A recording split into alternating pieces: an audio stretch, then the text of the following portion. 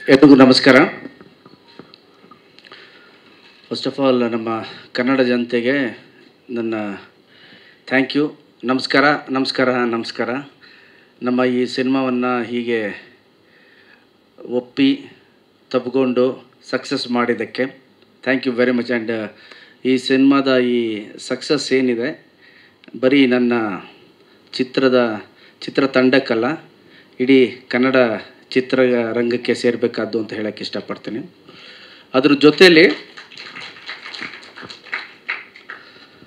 ಜೊತೆಯಲ್ಲಿ ಯಾವ ಥರ ಬಂದರೂ ಫ್ಯಾಮಿಲಿ ಆಡಿಯನ್ಸ್ ಈ 3 ದಿನ ಅದು ನನಗೆ ಪರ್ಸ್ನಲಿ ಭಾಳ ಒಂದು ಖುಷಿ ಕೊಟ್ಟಿದೆ. ನಮ್ಮ ಮಾಧ್ಯಮ ಮಿತ್ರರು ಕೂಡ ಬಂದು ಹೇಳ್ತಾಯಿದ್ರು, ಅಲ್ಲೇ ಟ್ರಾಫಿಕ್ ಜಾಮ್ ಇದೆ, ಇಲ್ಲಿ ಹಾಗಿದೆ ಅಂತ. ಸೊ ನಾವು ಟೀಮ್ ಅವರು ಮಾತಾಡ್ತಿದ್ದು ಇದು ಜಸ್ಟ್ ಬಿಗಿನಿಂಗ್, ಸೋಮವಾರದ ಮೇಲೆ ಇನ್ನೂ ಜಾಸ್ತಿ ಇರುತ್ತೆ ಅಂದರೆ ನಮ್ಮ ಎಕ್ಸ್ಪೆಕ್ಟೇಷನ್ಸ್ ಇನ್ನೂ ಜಾಸ್ತಿ ಇದೆ. ಈ ಸಿನಿಮಾ ಬಂದಿರೋ ರಿವ್ಯೂಸು, ಈ ಸಿನಿಮಾಗೆ ಬಂದಿರೋ ಅಪ್ಲಾಸ್ ಏನಿದೆ, ಎಕ್ಸ್ಪೆಕ್ಟೇಷನ್ಸು ಜಾಸ್ತಿ ಇದೆ. ಹಾಗಾಗ್ಬಿಡುತ್ತೆ ಹೀಗಾಗ್ಬಿಡುತ್ತೆ ಅಂತಲ್ಲ.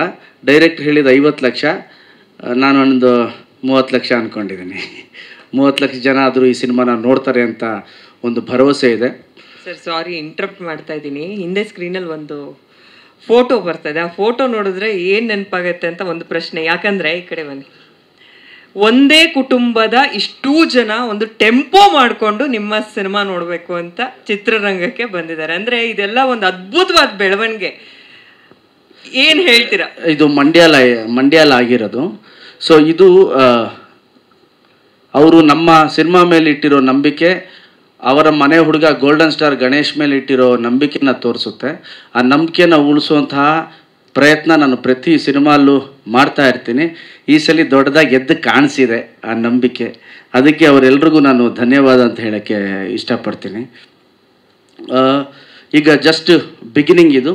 3 ಡೇಸ್ ಏನು ಹೌಸ್ಫುಲ್ಸ್ ಆಗಿದೆ, ಜನ ಕಿಕ್ಕಿರಿದು ಬರ್ತಾ ಇದ್ದಾರೆ. ಆ್ಯಂಡ್ ಶೋಸ್ ಎಲ್ಲ ನಮ್ಮ ರಾಜು ಅವ್ರು ಹೇಳಿದ್ರು, ಶೋಸ್ ಎಲ್ಲ ಹೇಗೆ ಹೋಗ್ತಾ ಇದೆ ಅಂತ. ನನಗೆ ಗೊತ್ತಿರೋ ನಾಲೆಜಲ್ಲಿ ನಾನು ಹೇಳ್ತೀನಿ. ಫಸ್ಟು ಟ್ರಾಫಿಕ್ ಜಾಸ್ತಿ ಇದ್ದಿದ್ದರಿಂದ ನಮಗೆ ಸಿಕ್ಕಂತಹ ಶೋ 5 ಶೋ.